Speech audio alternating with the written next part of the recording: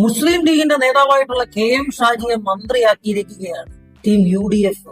K M ഷാജിയെ പോലെ വർഗീയത പറയുന്ന, അതേപോലെ വർഗീയ വിഷം വിളമ്പുന്ന ഒരു ഒരിക്കലും മതം പറഞ്ഞ് വോട്ട് വാങ്ങുന്ന ഒരു ചരിത്രമോ പാരമ്പര്യമോ UDF-നെ സംബന്ധിച്ചിടത്തോളം ഇല്ല. ഞങ്ങൾക്ക് മതമാണ് മതമാണ് മതമാണ് പ്രശ്നം.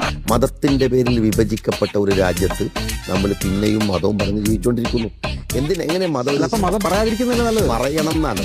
സംസ്ഥാനത്തെ ടീം UDF-ന്റെ മന്ത്രിമാരെല്ലാം സത്യപ്രതിജ്ഞ ചെയ്തു, അഭിനന്ദനങ്ങൾ.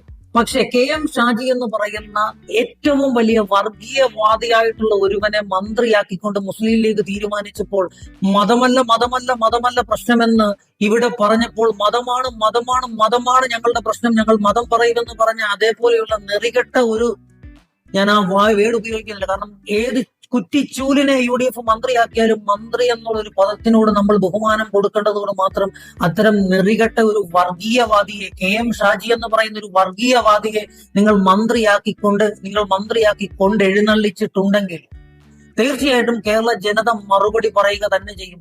ഇത്തരം വർഗീയവാദികളെ നിങ്ങൾ പാലൂട്ടി വളർത്തുന്നെങ്കിൽ തീർച്ചയായിട്ടും നിങ്ങൾക്ക് തിരിച്ചടികൾ. ഇതേപോലെ പച്ചയ്ക്ക് വർഗീയത പറയുന്ന ഇവനെ പോലെയുള്ള ആളുകളെ പിടിച്ച് UDF-ന്റെ മന്ത്രിയാക്കുമ്പോൾ, അല്ലെങ്കിൽ മുസ്ലിം ലീഗ് നിങ്ങൾ മന്ത്രിയാക്കുമ്പോൾ നിങ്ങൾ ഒരു മതേതര പാർട്ടിയാണെന്ന് എങ്ങനെ വിശ്വസിക്കാൻ സാധിക്കും? നിങ്ങൾ വർഗീയ പാർട്ടി തന്നെയാണ്.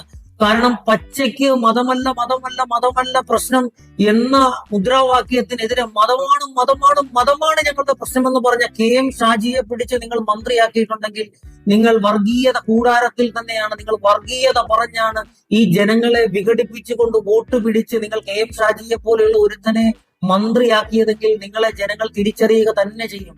കെ എം ഷാജി, നിന്നെ പോലെയുള്ള ഒരു വർഗീയവാദിക്ക് സത്യവാചകം ചൊല്ലിയപ്പോൾ നിനക്ക് തീരെ ഉളുപ്പുണ്ടായിരുന്നില്ലേ? തീരെ ഉളുപ്പ് തോന്നിയിരുന്നില്ലേ?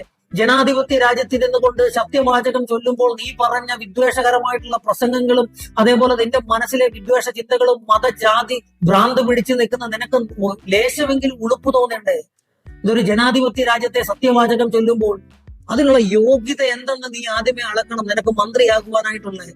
മുസ്ലിം ലീഗിന്റെ ആളുകൾ നിന്നെ വിജയിപ്പിച്ചിട്ടുണ്ടെങ്കിൽ തീർച്ചയായിട്ടും നീ വർഗീയ കൂടാരത്തിൽ നിന്ന് വർഗീയത വിളമ്പുമ്പോൾ വർഗീയത തലയ്ക്ക് പിടിച്ച ആളുകൾ നിന്നെ വിജയിപ്പിച്ചിട്ടുണ്ടാകാം. പക്ഷെ കേരള ജനത നിന്നെ അംഗീകരിക്കില്ല എന്നുള്ളതിന് യാതൊരു സംശയവും വേണ്ട. മതേതര മൂല്യം ഉയർത്തിപ്പിടിക്കുന്ന ആരും കെ എം ഷാജി നിന്നെ പോലെയുള്ള ഒരു വർഗീയവാദിയെ യാതൊരു കാരണവശാലും അംഗീകരിക്കില്ല എന്നുള്ളത് തീർച്ചയായിട്ടുള്ള കാര്യമാണ്. ടീം UDF-ൽ സത്യപ്രതിജ്ഞ ചെയ്ത എല്ലാ മന്ത്രിമാർക്കും അഭിനന്ദനങ്ങൾ. അതേപോലെ തന്നെ ഇതേപോലെയുള്ള മതവർഗീയവാദികളെ മന്ത്രിയാക്കിയതിലും നിങ്ങൾക്ക് വീണ്ടും ഒരു അഭിനന്ദനങ്ങളും ഒരു സല്യൂട്ടൂടെ നൽകുകയാണ്. ഇനിയും ഇതേപോലുള്ള വർഗീയവാദികളെ പ്രോത്സാഹിപ്പിക്കണം, പ്രോത്സാഹിപ്പിച്ച് നിങ്ങളുടെ കൂടെ